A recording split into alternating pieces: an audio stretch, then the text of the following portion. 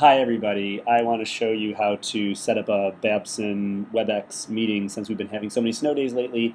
The first thing you do is go to babson.webex.com and then log in. Over here on the upper right hand side there's a login button, and you can see I think it has your, it takes you back to a Babson page, and I think it's your standard Babson password that gets you in there.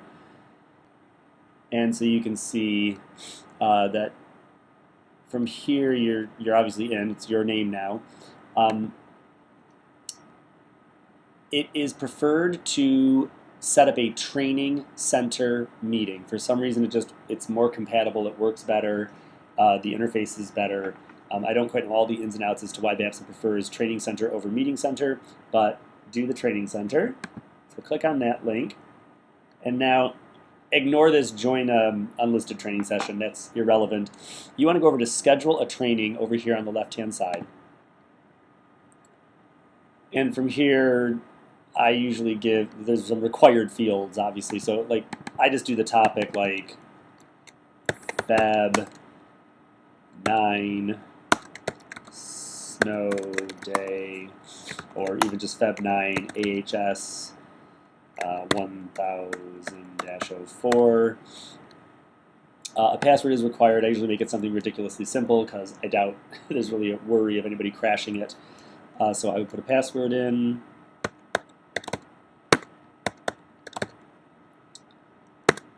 Looks like it worked. Password criteria is here, at least 4 characters. Okay, yeah, they clearly aren't too worried about super complicated passwords either. I usually make the author's name of something that we're teaching that semester. There is a restriction. You cannot use, I think, your name or the topic name or any part of it. So I just picked one of the authors that we're maybe reading for that day or something. You can choose if you want to automatically delete the session after it ends or not. Send a copy of the attendee invitation to me. That's important because it's easiest just to forward that invite to your students instead of enrolling all of them, because unfortunately it seems like you have to enroll them one email address at a time, which is horrific. So send a copy of the attendee invitation to me is crucial. Don't change the conference type. It's fine as is. Display the toll-free number. I keep that. Display global call-in numbers. I keep that, even though I discourage students from using the telephone to join the WebEx class. I keep the entry beep so I can hear if people are coming or going by a little beep sound. So then just start the time. Now my class is at 11:30 on Monday, so it's going to be February 9th, 2015. I'm going to start it at 11. Now I start mine at 11:15 a.m. Set your time zone. It's usually set for us already. Attendees can join 20 minutes beforehand. I mean, since I already gave it a 15-minute buffer, I mean, so either you could start it on time and then keep this at the 20-minute point, or start the class early and, kind of put this 5 or 10 minutes early. The occurrence then is a single class session because you're not going to be doing this over and over again.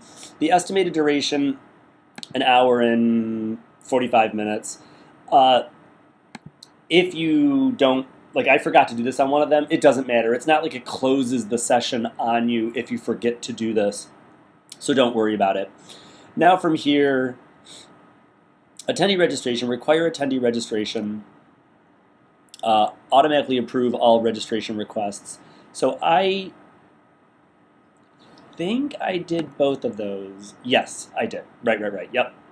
Click on require attendee registration. Click on automatically approve. You don't want to have to get an email then saying yes or no to all 30 of your students who are joining the training session. So just say automatically approve them. I did not set a password for the registration process. I allow them to register right up until the class starts, so there's no registration closure date. They can register it, and even if the class has started already, they can still register. I don't care about maximum registration. I don't think you would either. The attendee can cancel the registration. I would say no. That seems like, why would you want your students to be able to bow out of registering? And here's where you just ignore. Don't invite the attendees. You cannot do it in bulk, and it would be a pain to have to do them all individually. You're the only presenter, so you don't have to invite a presenter. And then I don't change any of the session options. I don't add a greeting message. I don't give a pre-session assignment, so I ignore this down here. I don't care about that. And then I leave the email options alone also. I can add course material if it's related to this class, but I would just do that through Blackboard anyway. I like keeping this as simple as possible. And you can add a test to the session also. Again, I'm not going to add a test. So that's it. I mean, just to recap, you give it a topic name, you set a password that's pretty simple, send a copy of the attendee information to me, don't change anything under audio conference settings, date and time, set that up, go a little bit ahead of time for the class, single session, estimated duration, 1 hour and 45 minutes. Do click the require attendee registration, click the automatically approve, and then really nothing after that except down here at the bottom, hit schedule. Boom. And at this point, I think then you just hit OK. Thank you, you've successfully registered. Go to my WebEx, click Start. We'll show you that later in another video. Now you're back to that beginning. You're done. Don't do anything here. Finish. The end. You should then get an email in your Babson inbox saying that you have set up this course and that you can invite people by forwarding the email that you'll receive. It takes a little bit. You won't get that like right away. I think that this is probably, see now it came. So there was like maybe what, a minute, 30-second delay or something. So you can see this email says, hello, John Hodge, you scheduled the following session, February 9th, John Hodge, February 9th, 11:15 a.m., session number, password, host key. To start the session, go to this link, log into your account, click Start Now, very simple. You get another email above it. You can forward this email invitation to the attendees. So what I do is I copy this information out, and then I go into Outlook, and or even, Blackboard. I do a bulk email to all the students. For convenience, I'm just going to do it here using my Mac Mail program, but I can't really do it because Mac Mail doesn't let me bulk send to Babson addresses. But what I do is I get rid of all the stuff in here that isn't really necessary, like you can contact John Hodge for assistance. They know how to reach me. To view in other time zones and languages, irrelevant. Once you're approved, the host receipt, forget it.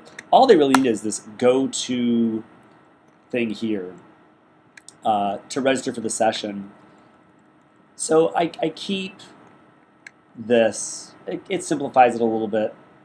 And then I put a note on here that just says, please click on the link below that says go to and register. Register for the course now. Don't wait until the last minute. See you then. And they pretty much did it okay. I also added that email, an FYI, they should have headphones with a microphone attached. Basically, any headset that they use with their phone will work. And they should be on mute. Being on mute and using a headphone with a microphone attachment greatly improves the quality of the audio in the class. And then when they want to talk, either they can unmute themselves or you can unmute them when they raise their hand. But we'll show you that in another video when I show you how a session actually looks like. Okay, I think that should do it for setting up the class at least.